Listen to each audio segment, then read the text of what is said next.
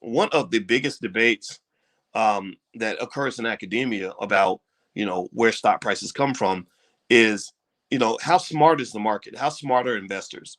Like, so if they pick a company like AMC, where the analysts are all saying AMC is worth, a nickel a share, literally. They literally say, actually, they said a penny. I've seen a penny per share, but yet AMC is trading at $40 a share. Well, who's right? Who's wrong? It's almost like when an artist comes out and the music is absolute crap, but they sell like a million records, and somebody says, "Oh, he's a great artist." And you say, "Well, why is he a great artist? His music is crap." And they say, "Yeah, but he sold a million records." Well, then you start getting into a debate to say, well, the reason that he sold a million records is because people are stupid and they buy stupid music, right? But then again, that can make you look stupid because maybe you're not connected to what people actually like, right? So it's a constant balancing act. But what I do think is that when you're talking about stock prices, the way the market chooses to overprice or underprice assets in a lot of cases, a lot of it comes down to, you know, um, what the economic conditions are. So recently, you've had a lot of just, a very party, almost like a party like atmosphere with financial markets where it's been like, my God, it's so easy to make money. Money's flowing everywhere. Everybody's feeling financially confident. When that occurs, you tend to see a lot more deviation between the true fundamental value of a stock and what people bid for it because they'll pay for anything. So like right now, in the market, everybody believes in buying the dip. Like buying the dip is always like it's buy the dip, buy the dip, buy the dip. Well, truth be told, you're not always supposed to buy the dip all the time in every stock, right? It's not smart, right? You're supposed to discern. You pick and choose which stocks you buy the dip. Some companies, like Apple or Amazon, I'm gonna buy the dip because those are strong fundamental companies, but I'm not gonna buy the dip in Dogecoin because Dogecoin could dip forever and be dead. It'll dip till it's dead. This idea of buying the dip no matter what is just not a good fundamental long-term strategy, and it's not going to work when the economy starts to actually shrink a little bit because the things they're worried about are high inflation.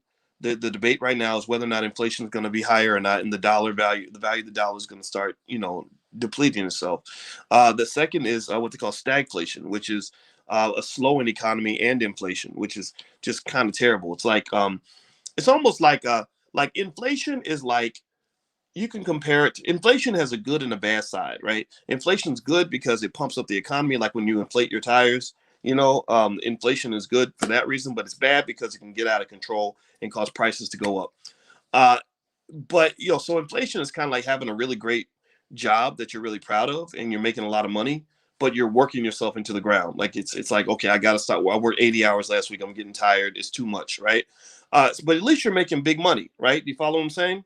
Stagflation is like overworking yourself into like an early grave, but you don't even like your job, right? You're working yourself into the ground, but you're like collecting trash for $7 an hour. So not only do you hate the job, you hate the paycheck, and it's ruining your health, right? So that's what stagflation is. Stagflation is where you have inflation, but you don't even get the benefit of inflation. You don't get the happy ending that's supposed to come with inflation, where the economy is actually going up. So just be mindful if stagflation hits. If you start hearing that word stagflation a lot, just know that there's a good reason to be worried at that point because economists don't really have the economic tools to address stagflation. Stagflation is the economic equivalent of the coronavirus, right? They think they have a vaccine, but maybe they don't. They think they have a cure, but maybe they don't. It's hard. It's like a virus that mutates every time you try to give it medication. Stagflation is the big thing. It's the big scary boogeyman that a lot of economists are afraid of. So let me keep going. Brendan says, how do credit card companies get a kickback for using their card? How do they get a kickback? Well, usually they'll take maybe a percentage of the transaction fee. So you think about a credit card. The way I'm processing this now, I'm not an expert on credit cards, but if I use a Visa card, how does Visa make their money? Well, one of the ways they make their money is if I'm transacting with a merchant and Visa's processing the transaction, Visa takes a cut of that transaction, right? So who they charge the most might depend. They might charge the merchant more than they're charging the customer, or they might charge the customer something. So, or and so they pull these little levers, and they have different tricks they can use to get you to use their card. That's where they get to the point where they're like, hey, use our card. There's no interest for 2 years or a year or whatever, right? You're like, how are you going to make your money if there's no interest? Well, maybe they're making the money on the transaction fee. Maybe they're making the money on the annual fee. Maybe they're making the money from the merchant that you're buying the product from, right? They're going to get their money. They always get their money. They just pull different levers based on what they're trying to accomplish. So that's like when you go buy a car, like a lot of people will go try to buy a car and they feel that, they'll come in and they'll say, I don't want my car note to be more than $300. Like they'll focus solely on the car note. That is a huge mistake. That is a huge mistake because if you want the car note to be at a certain level, you can manipulate all kinds of stuff, right? So you give me a car and you tell me the payment is 350, and I say I can't pay more than 350, and they come back and say, oh, I got your payment down to 299. Well, how did you do that? Because you didn't just give me like free money. Like ask specifically. Well, what we did was we extended the length of the term of your loan, or we gave you a different loan, right? or we changed this fee over here. We took away this feature or this service or whatever, right? So really, what you'd be looking for is something that says, I won't pay more than $300 a month, and I don't want anything to change about the length of time that I have this debt. So you're going to have to just lower the price of that car, right? You're going to have to give me something clearly other than a lower monthly payment. I need to know that the total cost of what I'm paying for this vehicle is lower. If you can't do that, then I'm going to have to go somewhere else, right? So you got to be real careful about that. All right, so Adrian says, what do you think about mutual funds versus index funds and ETFs? I like them all. One debate is whether or not mutual funds that charge fees, they call them loads, load versus no load. There are some mutual funds that charge fees, some that don't. Um, the one big debate is whether or not these mutual funds that charge fees are actually worth the fees. So there are some mutual funds that um, that will charge you, that will charge you these, these fees or whatever, and they're not giving you any extra value for what they're charging you for. And that's where, and Warren Buffett has a big issue with mutual funds that charge a load. He basically says, index funds are just as good, and I think that that's a valid argument that he's making. A lot of people say, look, you don't even need to have these people actively managing your money, because a lot of times they can't make more money than monkeys can. That was proven in the book A Random Walk Down Wall Street, where they had monkeys invest in the stock market. And so one of the things that people want, that the experts, I think, would agree with, is that you really want to not overthink it. Like if investing in stocks and money is not your thing, if you're not interested, you still want to be a participant, but you don't have to be an active participant. You don't have to go take a stock market class. You don't have to sit around and talk about stocks all day. You don't have to worry about reading annual reports and all that, unless that's fun for you. I don't read annual reports because that's not fun for me. I took the classes and all that. I know how to. I just don't want to. Instead, if you want to make sure your children are rich, like this is really a simple battle plan for anybody that wants to make sure your child is independently wealthy by the age of 25 or 30. Just follow the $5 a day investing plan. Put $5 a day on average, maybe so $35 a week or more, into an index fund like an S&P 500 index fund. Don't even think about it. Look at it, every 5 years or every couple years, and by the time your child gets to be about 25 years old, they'll have a couple $100,000, which is enough money for them to never work a day in their life. You know, um, I'm radical when I talk like this, but I don't believe your kids should have to work. Honestly, I don't think. I'm not saying that working isn't good for the soul. I'm not saying that working can't doesn't have its benefits. I do. I'm old school. I believe working, builds character and all that. Because that was how I was raised. But I kind of think that there's more interesting things to do in your life than being in the office all day. I just do, and I also believe that this fundamental trade that we make of life for money, years of our lives for money, is not a good trade. It's not fun, and as a person who, before the pandemic, I was already sitting at home working at home all day, and I had already discovered way back in 2001, really actually in the 90s, I figured out I said, man, the world doesn't know what they're missing. Like all these people that think you're supposed to get up and be at work all day, they don't know, they don't understand how many thousands and thousands and thousands of hours of life you're missing because you're spending all your time at your job. And it's especially tough for Black people because a lot of y'all don't even like going and hanging out with those, those people.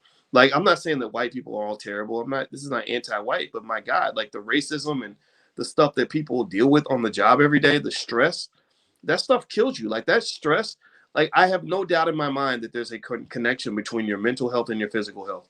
I used to think that it was just like, no, it's really just all in your head. It's not really true. No, I'm 100% convinced based on my research that if your mental health is bad, it's going to mess up your physical health. That if you're sick and you're depressed too, that you're going to get sicker than you would if you were an optimist and if you had reasons to be happy. So let's think about it like this, right? If I spend 40 hours a week at a job, and I do this, 50 weeks a year, that's 2,000 hours a year.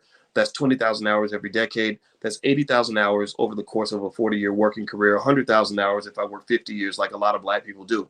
So if you take 100,000 hours, think about this. You're awake about 16 hours a day, right? So take 100,000 divided by 16. You're giving up 6,250 days to the corporate plantation. 6,250 days is how many? What's that? About 17 years. So you literally are putting yourself in 17 years of prison, 17 years of capitalist economic prison. Process this, right? So you're giving away 17 years of your life to, just make enough money to get by. You're not even getting rich. It's not like you're doing this to become a millionaire. You're doing this to pay rent to a landlord, right? So, 17 years. I mean, that's like the difference between somebody dying at, 75 and dying at 58. Right. So imagine if somebody said, when you go to work and you commit to this life, you commit to this capitalist system, this racist capitalist system, you're literally going to live almost 20 years less than you would otherwise. Would you give up 20 years of your life, for them or for that? I wouldn't. I'm not saying don't do it. I'm saying think about it. You were just raised to think that you're supposed to work all the time. That was really an outpouring of the Industrial Revolution, where the people at the top that had the power understood how they could manipulate the minds of the masses mainly through the public school system to train and condition you to believe that the only way you can have value in this society is if you're getting up and going to work at a corporation every day. That wasn't by accident. And they would create movements around that. The civil rights movement, part of that was driven by a desire to get more Black people to want to come to the factories and work every day. They needed more workers. The women's rights movement, a lot of that was built on getting more consumers for products. They wanted women out shopping and buying stuff, but also they wanted women working. They wanted women to, shame other women and say, if you stay home with your kids, then you're ridiculous. What's wrong with you? You're not a real woman, right? What real woman wants to spend time with her children? You should be at work every day. Well, and I remember thinking, work ain't that much fun. Like, it seems to me like being home with your family would be more fun than working every day. But there are people that really believe this. They believe that if you're not getting up and going to work every day, but yet you say something like, I want to spend time with my kids so my kids don't grow up and become serial killers, that they think something's wrong with that. There was a time not too long ago where that was actually the normal approach to life. Like that motherhood was an important role in our society, and it wasn't something that was superseded by spending time on the corporate plantation. So again, there's nothing wrong with getting jobs and working and all that, but just know that there's a lot of ways to skin the cat, and figuring out what your truth is like incredibly important. Your kids will find their own truth, and having wealth will allow them to explore that truth in a more genuine way. So that's why I want my children to have all the money they need by the time they're 25, so that when they make a decision, they won't have to make the decision because of the money, right? I don't want my daughters to pick a boyfriend because of the money. I want them to pick a guy that's nice to them, that loves them, and is going to be there for them. I don't want them to say, well, I'm going to date him. He punches me in the face every month, but I'm going to date him because I can't pay the bills without him. A lot of women have to make that difficult choice. Or I don't want them to go and do work at a job because of the money. Like, I hate this job. It's terrible. I'm wasting years of my life, but I'm doing it because I have to pay the bills with this. Well, if your bills are already paid, then you can make different choices. So giving them money is giving them freedom. Money and freedom are connected. All right. So Akila says the Forex trading is good for extra money since the unemployment ran out and I don't have to go back to work. When will you be able to add more Forex trading to the Black Business School? We are right in the process of doing that, Akila. Within the next, I think, 2 to 3 weeks, we are doing a big partnership on Forex trading. There's a brother that we met who has an extraordinary platform on Forex trading. I will make the announcement once the contract is signed, and he's going to basically be the Forex instructor for the Black Business School. So we're working out the details of the deal, and I will let you all know when that's done, when we get there for sure. And he's good at what he does, and we respect him. Tracy Robinson says, if you missed the podcast, can watch AA. Okay, I'm sorry, Tracy. Maybe you have to rephrase that question. I don't understand what that question is, but just write it again. I'll answer it. Oh, here we go. Can I watch the replay? Yes. If you log in at theblackstockmarketprogram.com, theblackstockmarketprogram.com, you can actually get replays of every single class we've done, pretty much. If you go just log in at theblackstockmarketprogram.com. There's enough content to literally last you for the rest of your life. And it's amazing, and it's good stuff, and you'll learn. So feel free to go take a look at that, and you can watch on your phone, listen to it while you're cleaning the house, whatever you'd like to do. Marion Turner, I want to know how I can grow my stocks a little quicker. I also really do not know how to use TD Ameritrade. Can you tell me where on their site can help with this? Well, most of these sites, E-Trade and TD Ameritrade, have some sort of help system, some sort of little baby university where they show you how to use their platform. Also within the blackstockmarketprogram.com, I actually go into TD Ameritrade and kind of mess around. That was the platform we were using the most when we started the program years ago. And I've also done some stuff with E-Trade and stuff like that. So there's some tutorials in there, Stash Acorns, Robinhood, all that stuff. Let's see, James Swinton. Sorry. I mean, if you buy for $8 and it's now $40. I'm sorry, James. I didn't catch the first half of your question, brother. If you could rephrase that, I'd appreciate that. Tracy Robinson, what about futures and binary options?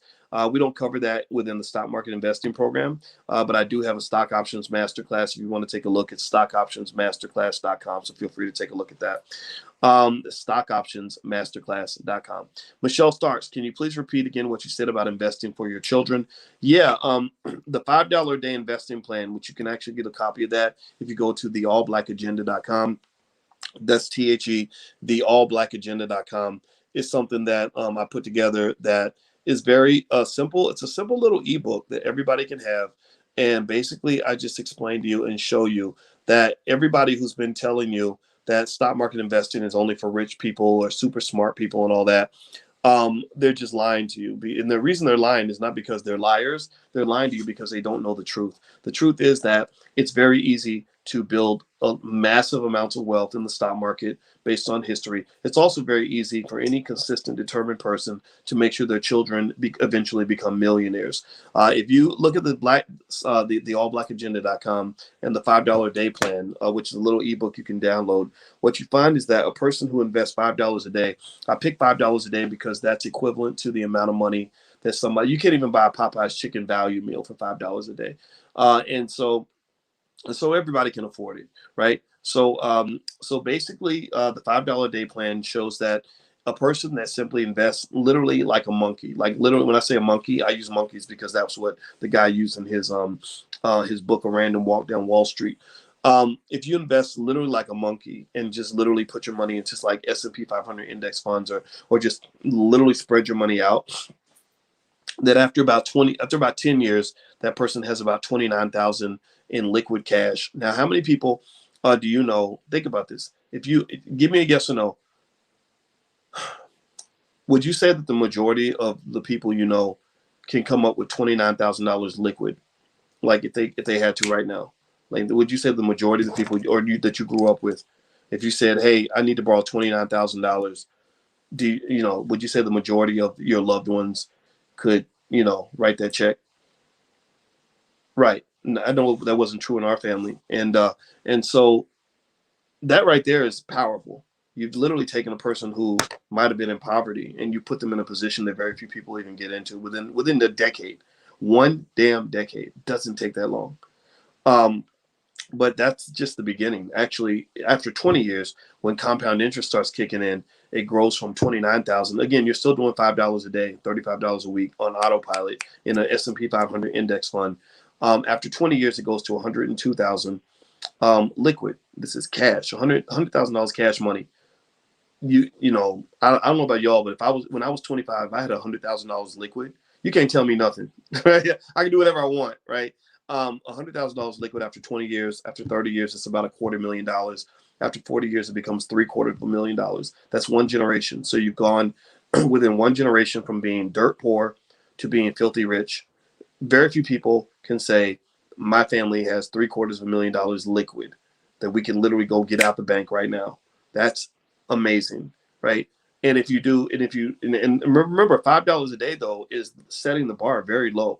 I had to set the bar low because there were so many people who are dead set and determined to believe Black people cannot invest, that we cannot afford to invest, that we have no money to invest. And so I spent probably the first 7, 8 years of my public career explaining why that's not true, dispelling the nonsense and the myths that are out here, usually being perpetuated by people who don't know a damn thing about investing, who've never built any wealth, who don't have a nickel in their pocket, but who have, who can get on the internet with a microphone and run their mouth. And it was very frustrating. And now we've gotten past that. But remember, $5 a day was set as a low bar to say, if you can afford Popeye's chicken, then you can afford to invest. And we know that our people can afford Popeye's chicken because that's how Popeyes makes billions of dollars every year from Black people. So really, $5 a day is the minimum. If you go to $10 a day or $15 a day, even a lot of people spend $15, $20 a day at lunch, then you're tripling those numbers, right? So you go to $15 a day. Let's say you triple that. Well, now in 10 years, instead of 29,000, you're talking about 85,000. After 20 years, instead of 102,000, you're talking about $300,000. After 30 years, instead of $250,000, you're talking about $750,000. After 40 years, instead of $750,000, you're talking about $2.25 million. Millionaire status, and not just being a millionaire, but you're actually what Lil Wayne used to call a cash money millionaire. You are a liquid millionaire. Most millionaires are not liquid millionaires. Like when Diddy became a billionaire, Diddy was explaining, he said, look, I don't have $1 billion. What happens is when Diddy became a billionaire, when Kanye became a billionaire, what they did was they said the value of all the assets that they own, the cash generating assets that they have, are worth over $1 billion. So with Kanye, when he became a billionaire, he only had maybe $100 million in liquid cash. The rest was measured by his Adidas deal, where they took the cash flow that he made from the Adidas deal and they did a multiple. They said, okay, he made $113 million from his Adidas deal last year. Those stupid Air Yeezy shoes that I will never buy in a million years because they cost too much and they're ugly. But, well, I probably shouldn't say that because I kind of sort of know Kanye a little bit. We did talk on the phone. So if you're listening, Kanye, I'm not disrespecting you, but I ain't buying them ugly ass shoes. But they took the 113 million, they multiplied it by 10, and they said this is over $1 billion. So Kanye is officially, according to Forbes, a registered billionaire. But the thing about that, though, is that doesn't mean he had $1 billion. So there's a difference between being a billionaire on paper and a liquid cash money billionaire. And so you're talking about, when you talk about the $5 day plan, or you make it a $15 a day plan, and you have a little bit of discipline, like if you're really committed to this thing of building this family empire, you really have the discipline that I know a lot of you have to make your families great. My God, within one generation, your family's a liquid over $2 million. That's pretty awesome. Like, that's pretty cool. And here's the crazy part, right? So as I was saying before, it's very easy for anybody to make sure their children become millionaires. So remember, with your kids, they've got more time on this earth than you. So I got a 10-year-old. Let's say that I live, if I'm lucky, let's say I live till the year 2050, 2055 or whatever, right? If I'm really lucky. She has a chance to live to like the year 2080, 2090, maybe even 2100, right?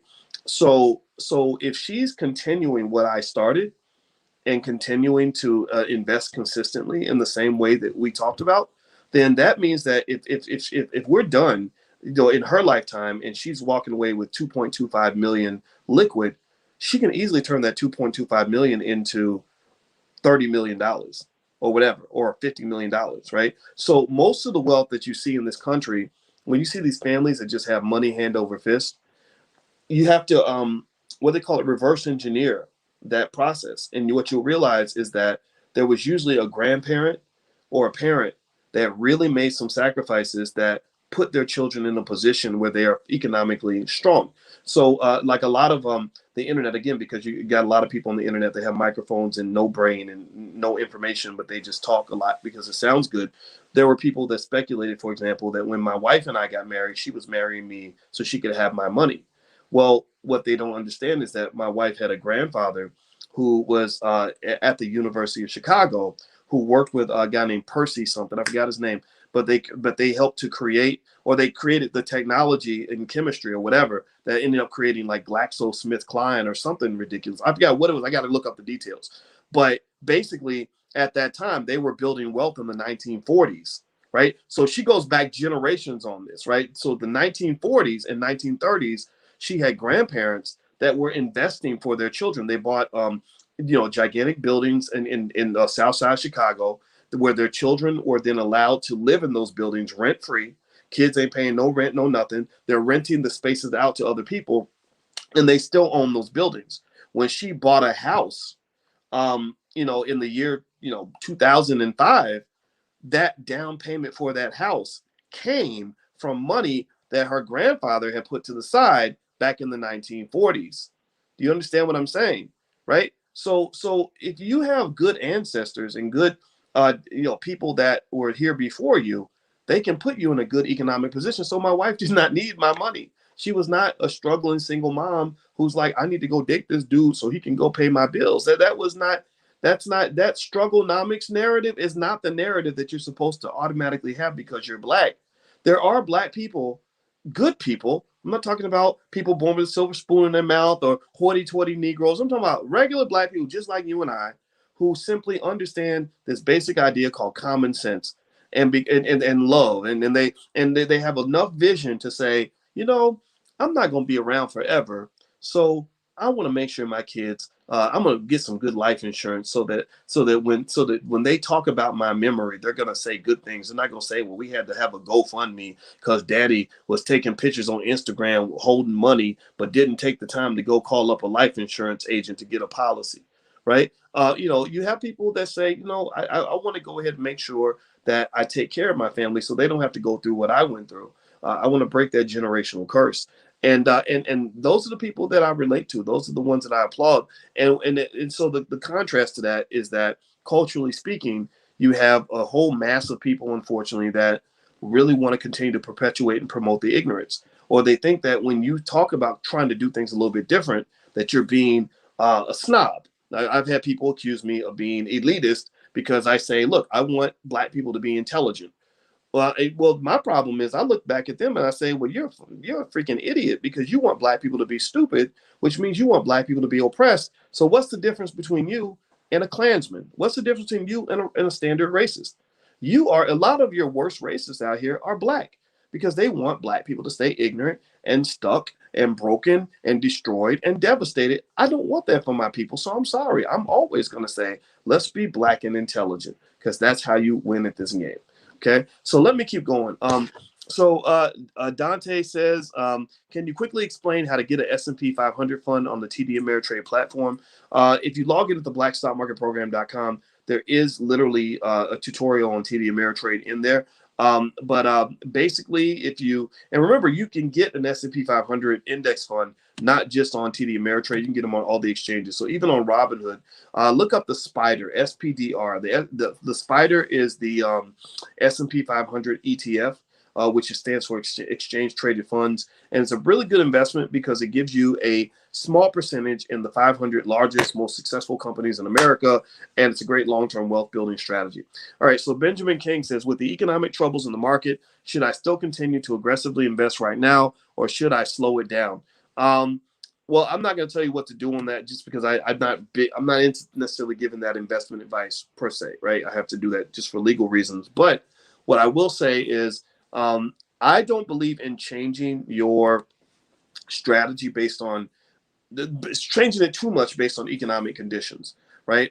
Like when people say I'm pulling my money out and I'm going to sit on the side and wait for an opportunity, I get some of that, right? Like sometimes I will do that. Sometimes I'll wait for the market to dip a little bit so I can go buy some quality companies or something like that. But typically, um, if you're constantly changing based on the conditions and not sort of having some sort of baseline strategy that's consistent no matter what, you can drive yourself crazy because you're engaging in what is called market timing. You're trying to time the market, trying to buy and sell at the right time and all this other stuff. And that's hard to do.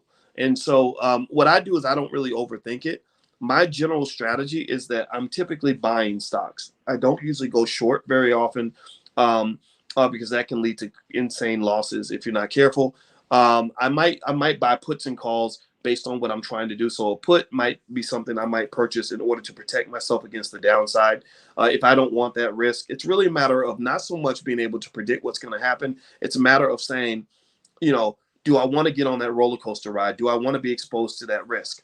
Right. So, for example, if somebody says, should I buy AMC or not buy AMC? I'm not one to say don't buy it. I'm a person that says, well, do you want that risk, right? The risk that you have with an AMC is different from the risk you might face with a Google. But then again, the rewards of owning an AMC can exceed the rewards that come with owning a Google. If you own AMC and it goes well, you're going to make a killing. But if it goes bad, you're going to get killed. Right. So maybe a person might say, well, I think I want to own some AMC, but like I did, I bought some AMC for fun because I was like, hey, let me buy some. And so, so what I did though was I didn't just buy it. What I did was I bought it. I also bought some put options to protect myself against the downside in case the stock collapsed. And also what I did was I started selling the call options so that I could benefit from the fact that the options prices had gone up. Right. So that was my particular strategy for dealing with that.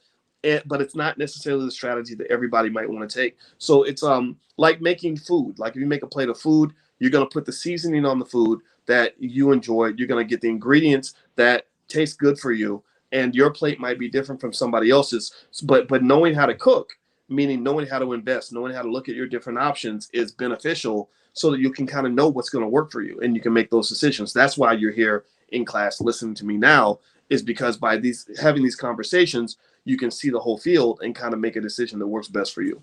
Okay, so let's see here. How can we leave an endowment to the Black Business School? Are we able to leave that information in our trust? Yeah, I think you can just put it in your trust. I think that'd be awesome. I appreciate that.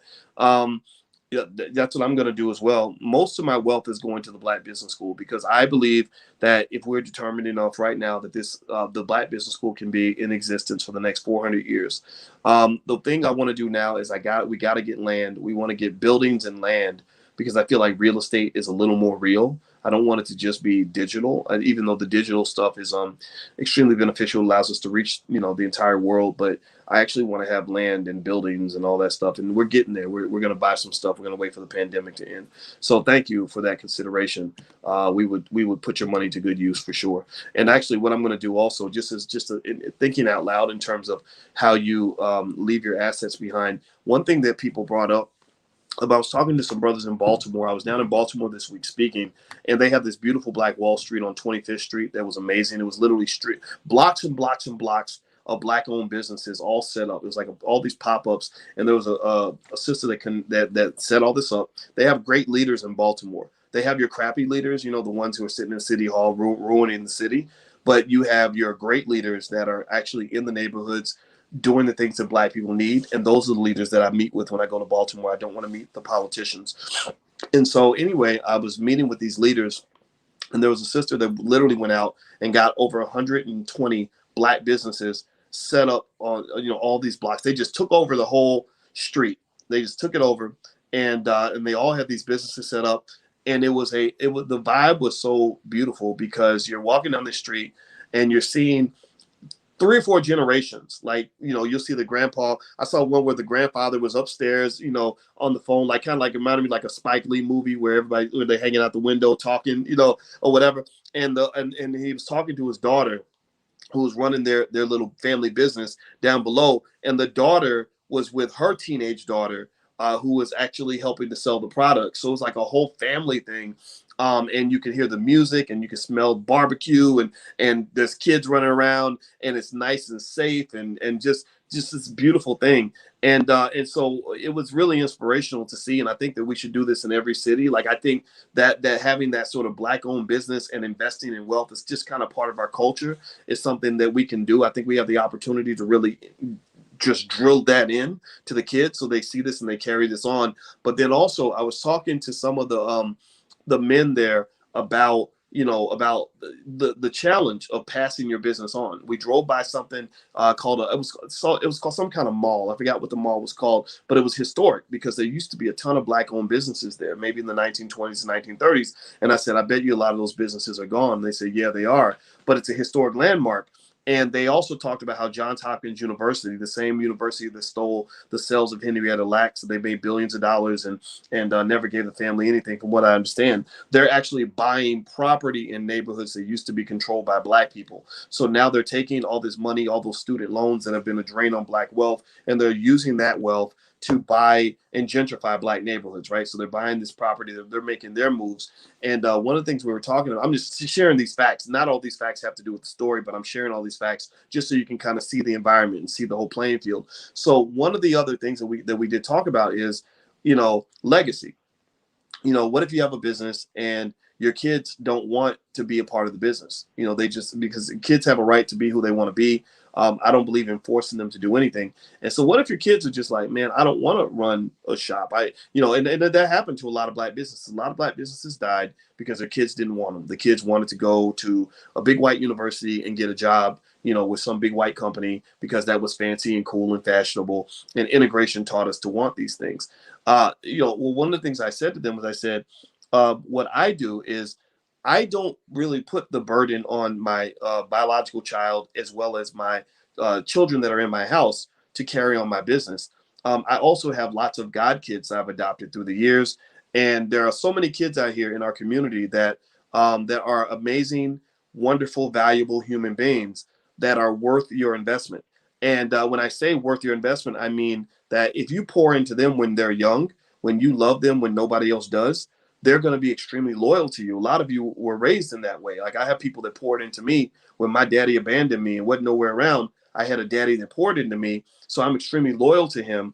And I'm going to take good care of him all the way till the end. Dr. Claude Anderson poured into me, and y'all know that I'm ride or die for him. I will do anything to support this man. Louis Farrakhan poured into me. I am completely loyal to Farrakhan. And this is the type of investing that we don't talk about. When we explain that investing isn't just about money, it's really also about people. Those are more important investments that you make. So why am I bringing this up? Well, because these young people, that becomes part of your legacy, right? When you are that person who's young and you're hip and you're killing it and you're making money and you're building this business, you're not going to live forever. You're going to die. Like, all of us are going to die. And the people that I think have the most solid legacies over long periods of time, like 100 years, 200 years, are people that really poured into younger people while they were here, right? You drill ideas into their head. You teach them things that they need to know. You remind them of the legacies that matter and the things that are going to shape their values as they get older. And if you watch me carefully, you'll notice I do this every day. I'm not just doing this with my kids. I'm doing this even with you and your family and your kids. I go all around the globe and people come up and they tell me how my ideas shaped their choices and how it shaped how they're educating their children. Well, you know what? Sure, I do this definitely because I want to be a team player. I want to help the community, but there's a little bit of, self-preservation in there too. It's like, okay, Boyce, Boyce had one biological child. I didn't have a gang of kids. I was busy working. So I want this to last, right? I don't want this to die when I'm dead. I want this to be around forever. So when I'm sharing these things and then I've had enough of an impact on you that is shaping the culture of your household, well, guess what? That means I get to say, okay, I didn't waste my time because these ideas are going to live long after I'm gone. I could die tomorrow and these ideas are not going to be gone, right? So I would encourage you, if you have a business or whatever and you're looking for a legacy and who to pass things on to, don't just put that whole burden on your kids. Sometimes your child might come up, show up one day and be like, "Daddy, I always want to be a stripper. I just want to go get on the stripper pole and I don't want to run an auto shop. I don't want to, whatever." Or in Atlanta, there was this guy whose father owns all these fast food restaurants, and my friend said, yeah, he wants to give them to his son. He worked his whole life so he could give it to his son. And his son wants to be a rapper. His son's been hanging out with all the rappers with diamonds in their mouth and tattoos all over their face and all that. And he wants to be a rapper, but he doesn't want to own. He thinks it's boring to own franchises, even though his father's franchises are probably worth $20 million. He doesn't want that, right? And so if your kids go in a different direction, I encourage you pour into a lot of young people, right? Look for people that gravitate toward what you do. Like I love talking to young people who come to me and say, I dig what you're doing. My parents, aren't the best. They're not around for me, or I don't have any mentors, but I like what you're doing, Dr. Boyce. And I'm like, yeah, this is great. Let me see how I can help you, because these are the people that also can carry your legacy as well, right? So when I die, the Black Business School is going to have a board of trustees. And what I'm going to do is take the legacy of the Black Business School and put it in the hands of the board, not in any individual person's hands, because individuals make bad choices sometimes, or maybe they just go crazy, or maybe they give up, or maybe they die. But if you have a board, you can have a group of people who are in alignment in their core values, who are all going to protect the legacy of whatever it is that they've been given stewardship over. And then also I'm going to give them millions and millions of dollars, a bunch of money from my trust. It's going to go to that board, and it's going to say, okay, here's some instructions from me, some things I'd like to see based on my estate plan, but then the rest is up to you to decide how that's going to go. I think being creative about how you preserve your legacy is really important. Don't just put it all on your children, because some of y'all got some messed up kids. Let's just be honest. And it's not your fault in some cases. I mean, society's stupid. Society raises, they deliberately destroy the minds of Black youth so that these Black youth don't grow up and become competitive. They want them to be ignorant. They market drugs to them. They market stupid lifestyles, and sometimes they don't get into a position where they are actually empowered. So let me see here. Charles Hawkins says the flynubian.com isn't working. Actually, it's flynubianmedia.com. So producer at flynubianmedia. That's 3 words, all in one. So producer at flynubianmedia.com. That's where you can send your information to if you'd like to put your podcast on our network, brother. All right. So let me see. I'm gonna answer a few more questions real quick. Christian says, does it make a difference if it's done monthly, the same amount or more? Christian, I think as long as you're doing it consistently, I think that's okay. There are some modest differences, but it's not big enough to make a big difference long term. James Swinson says, can you explain how to get into doing the S&P 500 $5 program again? Yeah, if you go to theallblackagenda.com, theallblackagenda.com, that's where the free ebook is on the $5 a day investing program. And also, don't forget, guys, that the All Black National Convention is coming up, and we're going to actually talk about a lot of things at the convention, but stock market investing is one of them, because that's just kind of what we do. So if you'd like to go to the All Black National Convention, you can go to allblacknationalconvention.com and reserve your hotel now, because we're actually going to run out of hotel rooms soon. So it's allblacknationalconvention.com. All right, so Margaret Noel, hello, Dr. Boyce. Do you know anything about Index Universal Life Insurance? If so, is it good to have? Index Universal Life isn't terrible. What it basically is where the insurance company says, in order to convince you to get more insurance, we will actually give you this option where we will charge you a higher premium, but we're going to take a piece of that money and we're going to put it in the stock market for you. And we're going to, the reason it's called Index Universal Life is because we're going to do it in a way that's going to give you the comfort of knowing that you can't lose money, right? So what they do is they put a cap on your the money that you make. They say you're not going to make above this amount. Maybe it's like 15% or something like that. So if the stock market does really well, you're only going to make 15%, but you're not going to make below 0%, right? So you're not going to lose any money, right? So for some people, losing money, the fear of losing money outweighs the desire to make more money. So they're actually comfortable with that. So Index Universal Life policies, in my view, are not terrible, but they're not something that you can't simulate on your own, right? So it's really something for people that don't want to think about it. I think it's an excellent savings vehicle for people that have a hard time saving. You're just paying your insurance premium every month, so you got the death benefit. You've got all these other benefits that might come with it. Maybe those riders that come in for disability and stuff like that. And also you've got this cash value that's growing. So I don't think Index Universal Life is a bad move. It's definitely better than doing nothing at all. Right? Let's just be clear about that. Is it the best option for everybody all the time? No, it's not. But it's definitely better than doing nothing at all. So a lot of people do benefit from Index Universal Life. So I would encourage you maybe to do some research on it.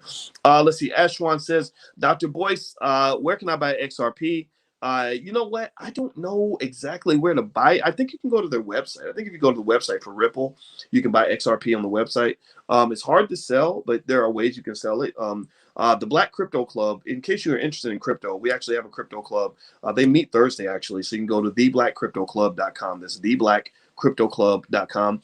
And they know all those details. I can't tell you that I know every single detail. I can tell you that I own XRP. I own a lot of it. I held on to it during the investigation because I thought the investigation was bogus, and it's benefited. My XRP has shot up a lot in value. So during that time, because now the investigation, I think they're starting to realize it's a bunch of nonsense, and so the price is actually going up. And I believe that once the investigation's over, it's going to shoot up even further, which is why I'm going to be glad I own my XRP.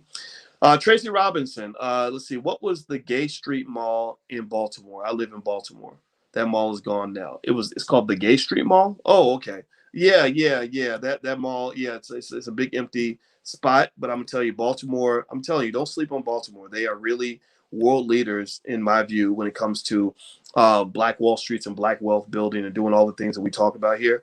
And I personally think that they should. I told Jabari Natur and Sundiata and Dr. Maat. I think that that this model needs to be discussed to where it can be applied nationwide, worldwide, right? I don't think we should keep those secrets. I think we should definitely make sure that the whole world knows what's going on in Baltimore, because a lot of people aren't talking about it as much because they're actually doing it, right? They're not flexing on the internet about what they're doing. They're literally doing it, and they're working with the people in their community, which is what you're supposed to do. Because a lot of folks on the internet, people think that these are the leaders and that these are the smartest people because they have the biggest platforms, and that's just not true.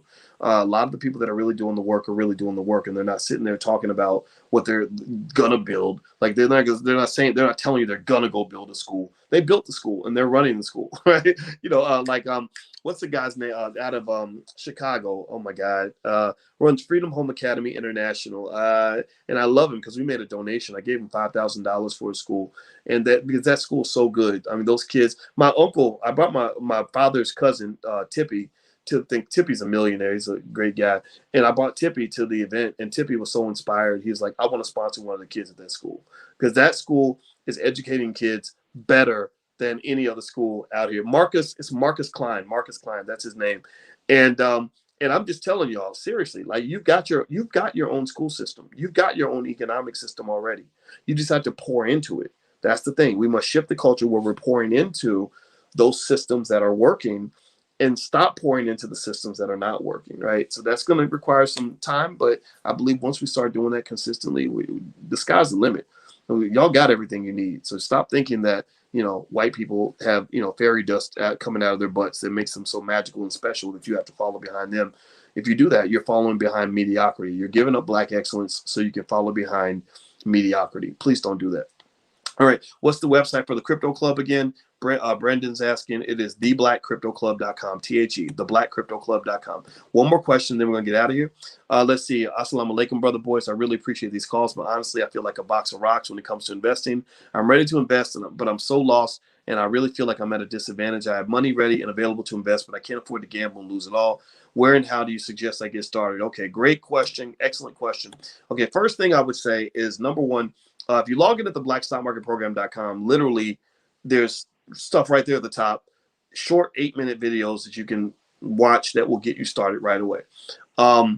Another resource that you can take a look at is if you go to firstshareofstock.com. That's firstshareofstock.com. There is a 10-minute video I put together that's been seen by over 1 million people that literally shows you how to buy your first share of stock.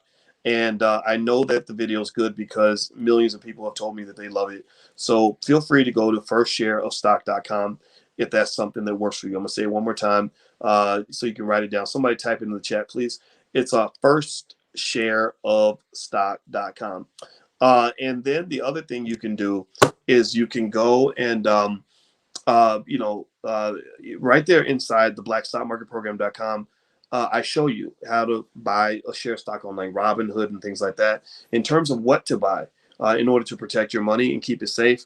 I don't suggest getting involved in the crazy risky meme stocks and all that. Like AMC, like if you jump into the stock market, you start buying AMC and Dogecoin and all that, you're not investing, you're gambling. There's nothing wrong with gambling. It's just gambling is not investing, and you have to make sure you know the difference. If I'm trying to be safe and protect my money, I'm gonna go buy something like an S&P 500 Spider, SPDR. The Spider it's simple, it's straightforward. It gives you a piece of the biggest companies in America. There's no drama. It's easy. It's easy, over and done. That is the way you invest if you want to protect your money. So I would consider doing something like that. And is it Klein or Klein? It's Klein with a K. Kline. Kline. You should definitely look him up. And that's how you can get started. Okay. So I hope that helps you. I think I would say don't let fear sort of slow you down. I understand the hesitation. I understand the fear that a lot of people might have, but there's no reason to be afraid. What you should be afraid of is, if you don't invest. Like if you never invest, then you're going to be stuck exactly where you are right now. So that would be my biggest fear. All right, guys. So let's see here. A couple more